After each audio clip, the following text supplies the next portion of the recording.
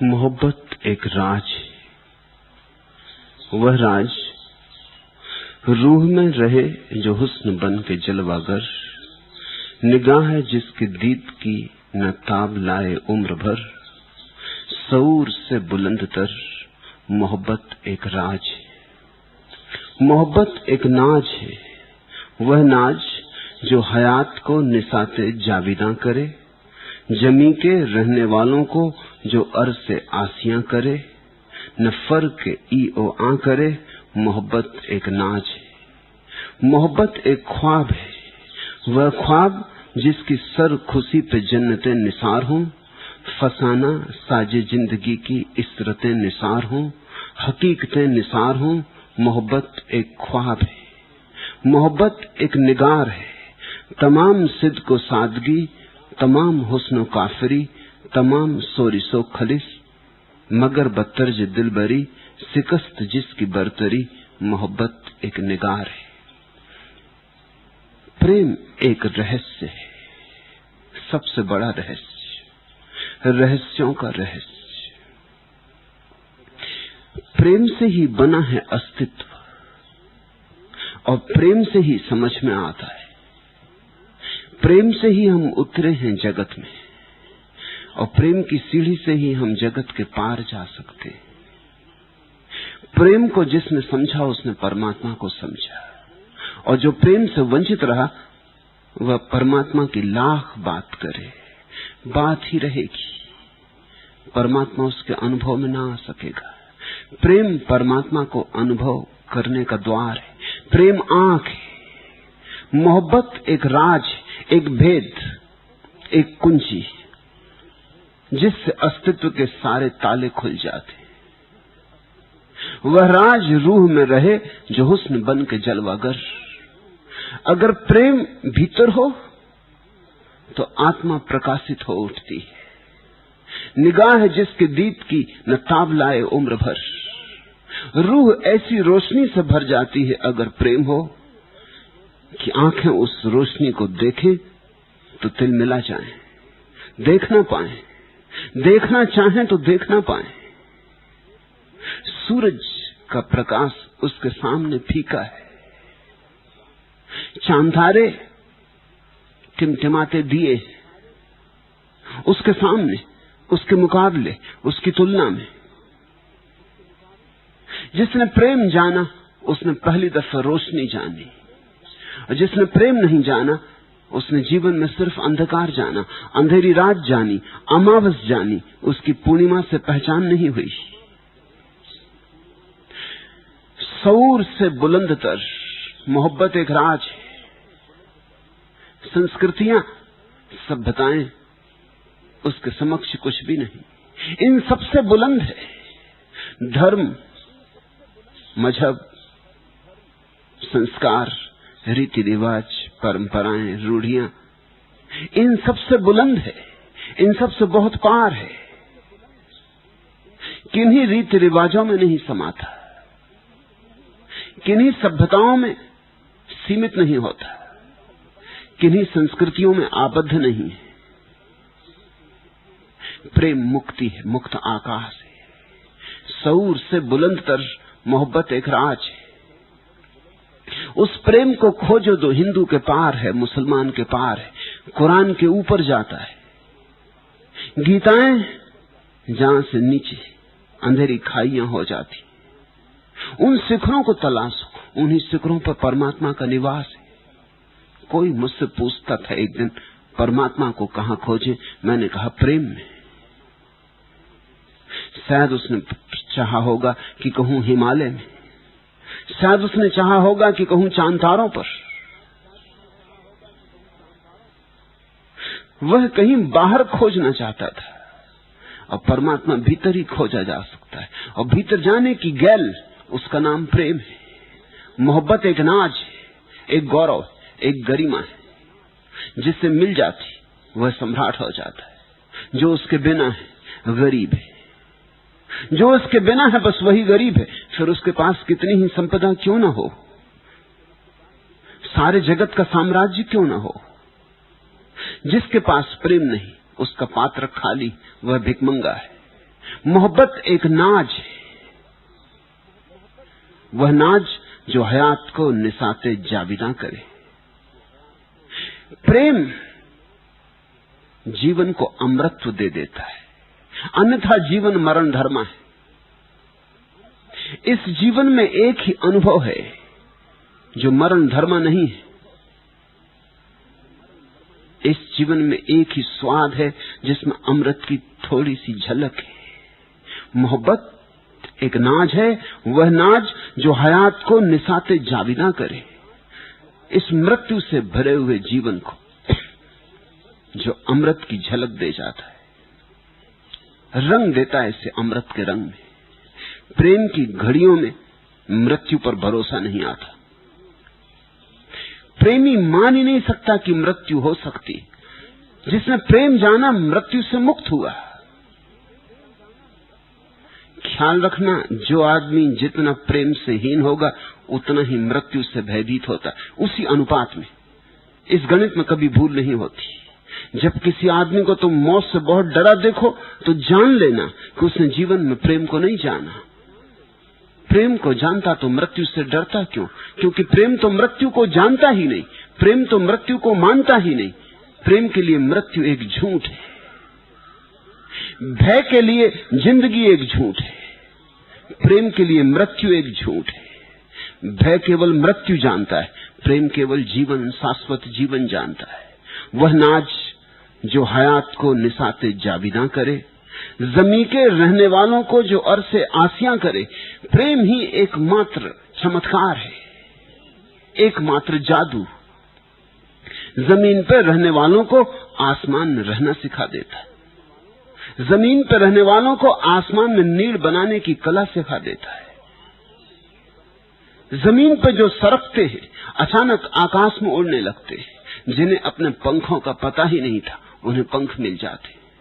जिनके जीवन में कोई दिशा नहीं थी दिशा मिल जाती। वह नाज जो हयात को निसाते जाविदा करे, जमी के रहने वालों को जो अरसे आसियां करे, न फर्क ईओ आ करे। मोहब्बत एक नाज है, एक गौरव है, जहां सब भेद गिर जाते, जहां अभेद प्रकट होता है, जहां मैं तू गिर जाते, जहां वह प्रकट होता है।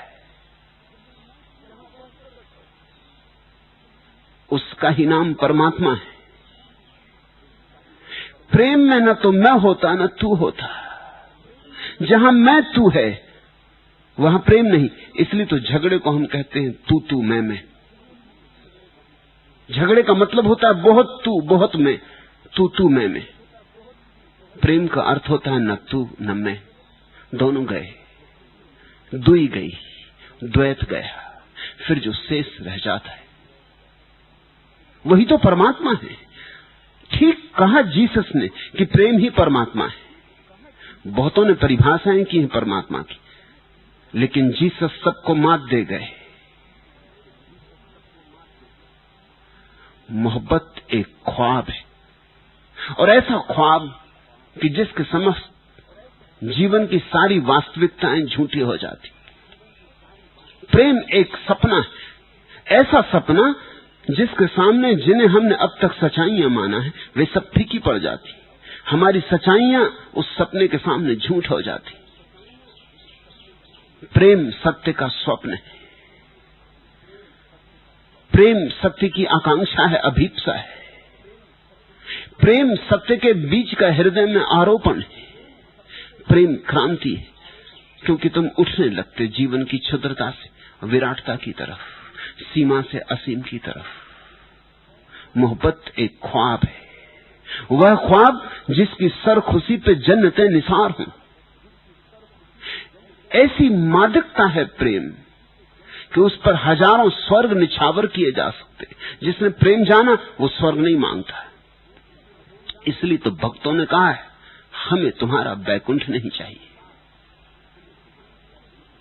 हमें तुम्हारे चरण चाहिए, हमें तुम्हारा प्रसाद चाहिए, हमें तुम्हारी प्रेम से भरी नजर चाहिए, हमें तुम्हारे बैकुंठ नहीं चाहिए। रखो अपने बैकुंठ, दे देना त्यागियों तपस्वियों को, उनको बहुत जरूरत है। तुम अपने स्वर्ग बांट देना किन्हीं और को, जिनको सुखों की आकांक्षा है।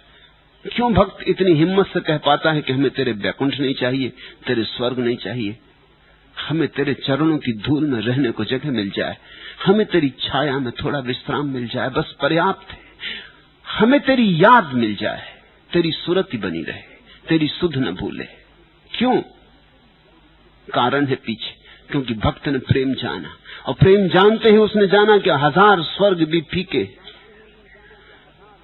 मोहब्बत एक ख्वाब है, वह ख्वाब जिसकी सर खुशी पे जन्नतें निसार हों। फसाना साज जिंदगी की इस रते निसार हों। इस दुनिया के जितने सुख हैं सब एकदम दुख जैसे हो जाते जिसने प्रेम जाना। यहां फिर पकड़ने को कुछ भी नहीं रह जाता। त्यागी को छोड़ना पड़ता है, प्रेमी से छूट जाता है। भेद समझ लेना, भेद बड़ा है, गहरा है। त्यागी को चेष्टा कर करके छोड़ना पड़ता है। धन छोड़ूं बड़ी मुश्किल होती, गिन गिन के छोड़ना पड़ता है। रामकृष्ण के पास एक दिन एक आदमी आया, एक बड़ी थैली में 1000 स्वर्ण मुद्राएं भर के लाया था। रामकृष्ण के चरणों में उसने स्वर्ण मुद्राओं की थैली उंडेल थी, बड़े जोर से उंडेली, बड़ी ऊंचाई से उंडेली, खना खन खना खन। सारे आश्रम के लोग इकट्ठे हो गए। रुपए की आवाज किसी नहीं खींच लेती। रुपए जैसा सौंदर्य और संगीत लोग दूसरी किसी आवाज में देखते ही नहीं। सब सितार लोगों के लिए व्यर्थ है, सब वाद्य बेकार है। जहां रुपए की खनाखन हो वहां फिर कोई संगीत नहीं रुचता। सारे लोग आ गए, जो अपनी पूजा पाठ में बैठे थे वो भी उठ के आ गए कि क्या हुआ। रामकृष्ण बहुत हंसने लगे। रामकृष्ण का, मेरे भाई ये तू यहां क्यों लाया? चल अब ले आया तो ठीक, इतने जोर से क्यों पटका? क्या तू दिखाना चाहता लोगों को कि धन लाया? तू त्यागी होने का अहंकार भरना चाहता है? वह आदमी थोड़ा हतप्रभ हुआ। उसने कहा, क्या फिर मैं ले जाऊं? आप स्वीकार नहीं करते? रामकृष्ण ने कहा, अब ले ही आया, यहां तक बोझ ढोया, अब वापस क्यों बोझ ढोएगा? मैं स्वीकार करता हूं, अब ये स्वर्ण मुद्राएं मेरी हुई, इन्हें तू फिर बांध ले पोटली में और जाके गंगा में डुबा। उस आदमी की तकलीफ तुम समझो। वो लाया था बड़ा बहुमूल्य धन, और ये पागल रामकृष्ण कहते हैं कि फेंका गंगा में, लेकिन अब दे चुका था, अब अपना बस भी न था। बेमन से गया गंगा की तरफ, बड़ी देर हो गई, लौटा नहीं। तो रामकृष्ण ने कहा, जाओ पता करो वह आदमी अब तक लौटा क्यों नहीं, इतनी देर लगती। लोग गए वहां, उसने भीड़ कड़ी इकट्ठी कर रखी थी, सैकड़ों लोग इकट्ठे हो गए थे घाट पर। वो एक एक सिक्के को घाट की सीढ़ी पर बजा बजा के फेंक रहा था। जब लौटा तो रामकृष्ण ने कहा, पागल, रुपए इकट्ठे करते हैं तो गिन गिन के करने होते हैं, जब फेंकते हैं तो गिन गिन के थोड़ी फेंकते। एक बारगी में थैली डाल देनी थी, छोड़ने में भी गिनती तो छूटा ही नहीं। और यही त्यागी की दशा है, छोड़ता है, गिनती रखता है। त्यागी भीतर गिनता रहता है, कितने लाख मैंने छोड़ दिए, पत्नी कितनी सुंदर थी छोड़ दी, हाथी घोड़े और असवार, राजमहल, खूब कल्पना में उनको बड़ा कर करके सोचता है कि सब छोड़ दिए, बड़ा त्याग किया है। ये त्याग जबरदस्ती है, अन्यथा गिनती न होती। प्रेमी छोड़ता नहीं, प्रेमी की आंख बदल जाती, उसे दिखाई पड़ने लगता है कि सार यहां नहीं, सार परमात्मा में। छोड़ना क्या है, छूट गया। राख को तो कोई छोड़ता नहीं, धन को ही लोग छोड़ते हैं। जब धन राख की तरह दिखाई पड़ जाता है, फिर छोड़ना क्या है, फिर पकड़ना क्या है? राख ना तो पकड़ी जाती न छोड़ी जाती।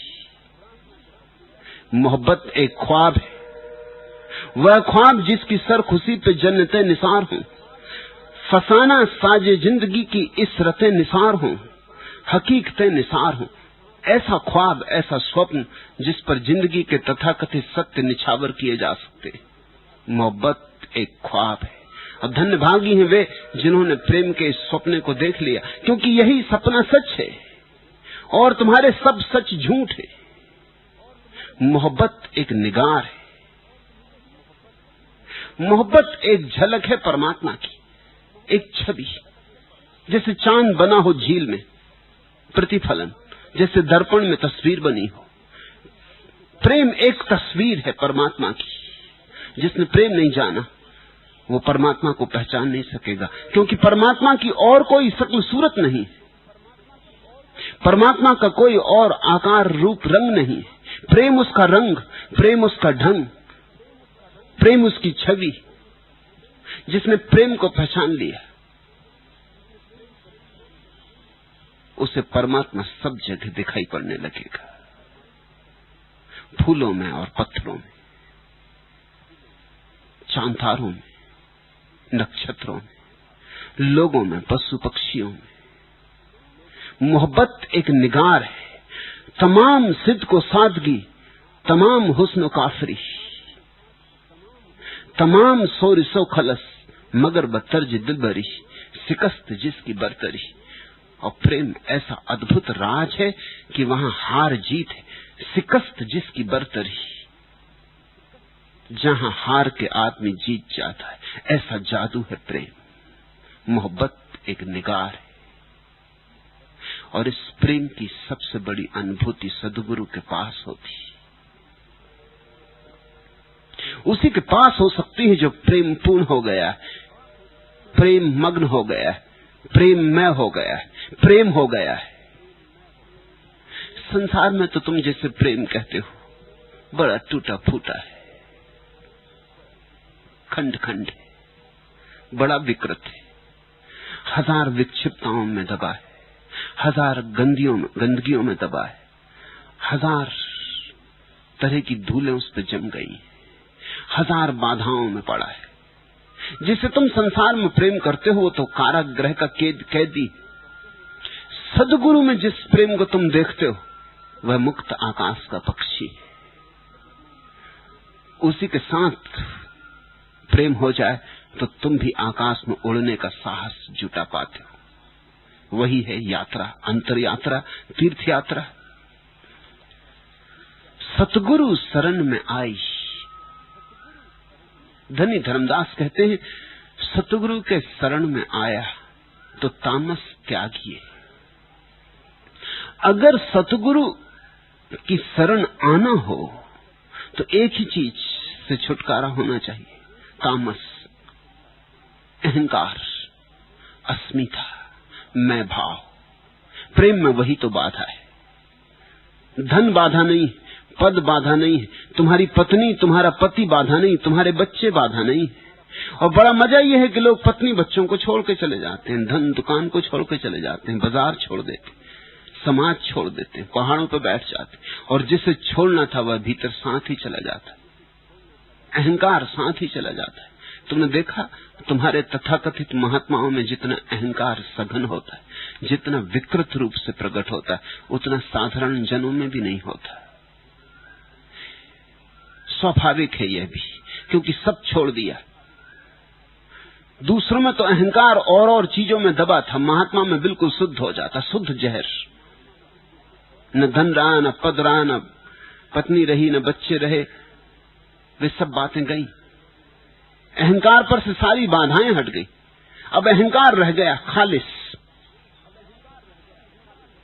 इसलिए अहंकार गहन हो जाता है त्यागी में, और भक्ति के पहले कदम पर ही उसे छोड़ देना होता है, समझ लेना होता है। सतगुरु शरण में आई तो तामस त्यागी। मैं हूं यह बात ही भ्रांति की। कल तुम नहीं थे, कल तुम फिर नहीं हो जाओगे। इस बीच में जो थोड़ी देर को ये मैं का बबूला उठा है, इस पे इतना भरोसा। कल तुम मिट्टी में थे, कल फिर मिट्टी में हो जाओगे। ये जो जरा सी लहर उठाई है जीवन की, इसको बहुत शोरगुल न मचाओ। जिंदगी साज दे रही है मुझे, सहर और एजाज दे रही है मुझे, और बहुत दूर आसमानों से मौत आवाज दे रही है मुझे। जिंदगी के हर कदम पर मौत की आहट भी सुनते रहो, वे दोनों साथ साथ हैं। जिंदगी के हर क्षण में मौत छिपी है।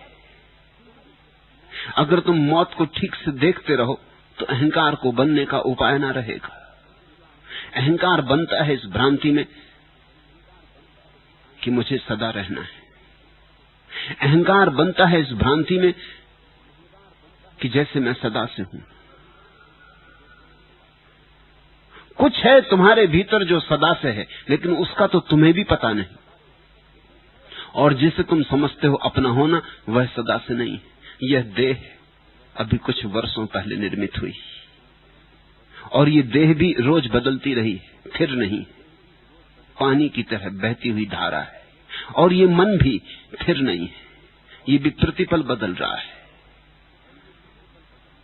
जब तुम बच्चे थे तब की देह में और आज की देह में क्या तारतम्य रह गया है? कल के मन में और आज के मन में क्या संबंध रह गया है?